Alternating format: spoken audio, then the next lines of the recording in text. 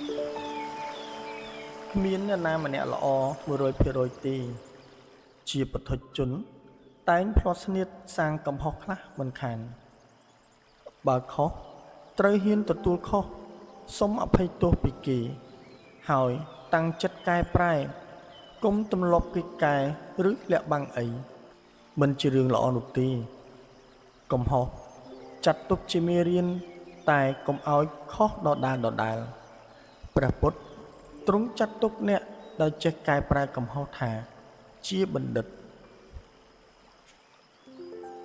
រឿងណាកន្លងហួសទៅហើយអនុញ្ញាតឲ្យវាចាក់ចេញពីអ្នកទៅកុំសូវរំលឹករំលើកវាអី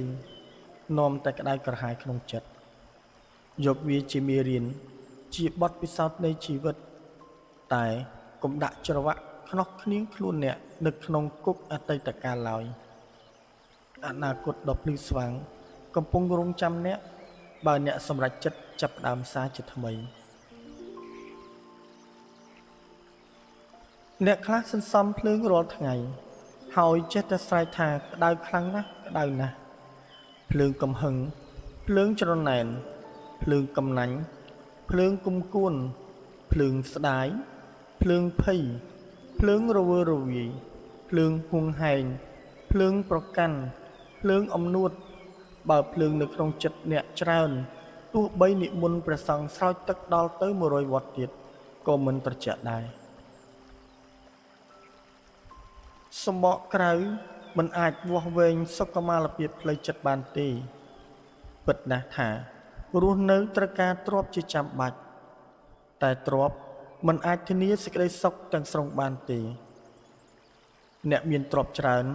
គ្នានៅតែត្អូញត្អែពីទុក្ខសោកសៅរបស់ខ្លួនមានទ្រព្យផងមានធម៌ផងទើបបានសេចក្តីសុខរៀនអប់រំចិត្តស្ដាប់ធម៌ធ្វើសមាធិបង្ហាត់ចិត្តឲ្យស្ងប់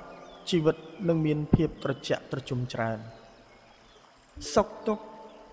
សរសើរនិន្ទាចំណេញខាតជោគជ័យបរាជ័យជួបព្រាត់ជារឿងធម្មតាគ្មានអ្វីចម្លែកទេរៀនទទួលយកទាំងពីរកុំធ្ងោពេកអីធ្ងោទៅបានតែកើតទុកថែមបើជួបហើយដោះវាទៅដោះបានប៉ុណ្ណាយកប៉ុណ្ណឹងអ្វី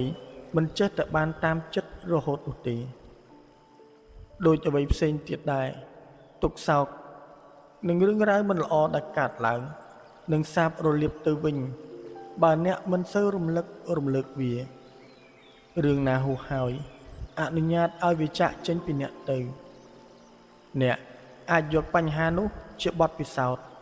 តែកុំដាក់ខ្នោះខ្លួនអ្នកនៅក្នុងគុកអតីតកាលឡើយព្រមឲ្យវាចាក់ចេញពីអ្នកទៅកុំខាត់វានៅក្នុងចិត្តអ្នកយូរពេកឡើយបើអ្នកបង្ខំឲ្យអ្វីគ្រប់យ៉ាងបានដូចចិត្តអ្នកប្រាថ្នាគ្រប់ពេលអ្នកនឹងរងទុក្ខខ្លាំងមិនខានព្រោះអ្វីកើតឡើងតាមហេតុរបស់វាមិនតម្រូវតាមចិត្តអ្នកចង់នោះទេប្រាថ្នាចង់បានល្អតែបើមិនបានក៏ត្រូវតែហ៊ានទទួលហើយប្រឹងដោះស្រាយទៅជីវិតគឺវាអញ្ចឹងឯងរៀនទទួលយកការពិតទើបមិនសូវកើតទុក្ខខ្លាំងអ្នកខ្លះព្យាយាមយល់អំពីអ្នកខ្លះទៀតមិនខ្ចីយល់អំពីអ្នកទេទោះបីអ្នកប្រឹងពន្យល់យ៉ាងណាក៏ដោយព្យាយាមប្រាប់ពីបំណងអ្នកបើគេមិនចង់យល់ទេក៏កុំខូចចិត្តអីលើលោកនេះមានមនុស្សប្រភេទនឹងខ្លះដែរយើងមិនអាចបង្ខំការគិតរបស់គេបាននោះទេ